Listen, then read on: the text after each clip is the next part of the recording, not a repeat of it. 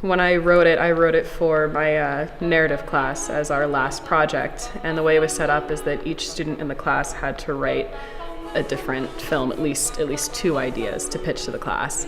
And I was sitting there in my house the night before, and I honestly really didn't have any idea what I wanted to do. I'd had a couple of smaller ideas that I didn't think were that good. The film's title is called Insomniac. It's about a girl, Clara, who takes these pills from a doctor that she, experimental pills, but she's trying to find a way to sleep. She has insomnia, and she just wants to be able to lie down in her bed and just forget her troubles, but she can't do that. So she takes these pills from a rather, let's just say, shady source, but she's trying everything she possibly can. And when she starts to take those, things start to go good, but then as the short film progresses, you're going to get a little sense of something's up, something's weird, especially when the pill bottle that she's given has a caution sign and all these different side effects, and it ends with the word, "Don't chase the rabbit."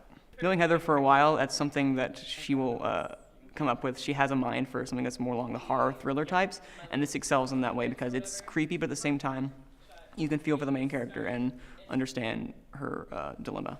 I'd say some portions of production were very difficult, mostly because of scheduling issues. Our main actress, Jessie Hull, was very busy working on Cabaret, so she didn't have a lot of time, and our film basically focuses on her. So if we didn't have her, we couldn't really shoot that day. Things were going pretty smoothly, and then the other day of filming, we couldn't get into Studio B, so it was hard working around that until security finally decided to come and open it for us. So pretty much, we've been trying to film in Studio B for a while, and we were trying to meet with the right people to get the paperwork filled out, and we came here today thinking that it would be fine and everything would be unlocked and we'd be able to film just right away. Doors were locked, so we had to call security to get everything opened up, and they told me that they don't have the right paperwork filled out for us to be here, so I then had to find a professor to let us in, and thankfully I was able to contact Martin, and he was able to get us in. So now we can film. The hardest scene to shoot was the final scene where you actually have Clara in what is quote-unquote the corners of her mind, the dark corners.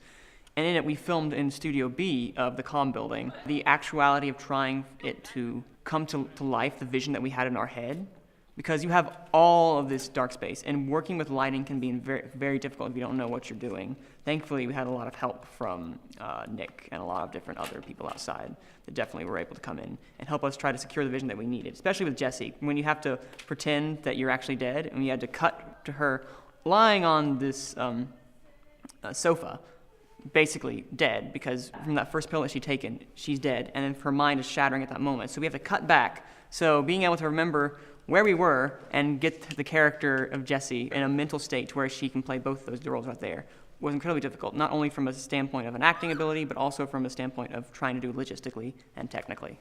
The most memorable part of the film was probably when the guy that plays the evil rabbit in our film crawled on all fours like a spider, like not on his knees, but like completely up on his hands and feet.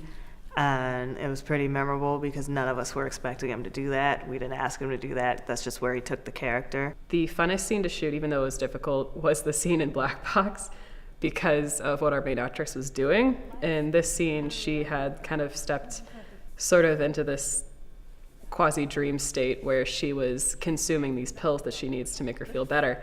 And our main actress, I had her eat as many as she could, and she unfortunately started getting a little bit sick from the taste and started gagging. So it wasn't so great for her, but it made for an excellent shot that really, really got across what we were going for and ended up looking really great on camera.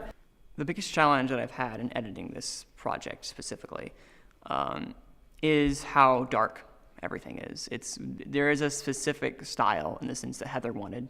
She evoked David Fincher a lot when we were discussing how we wanted this vision to come out. And color grading for this film is difficult because while we were dealing with a lot of different lighting, it's also very different for the spaces that you use.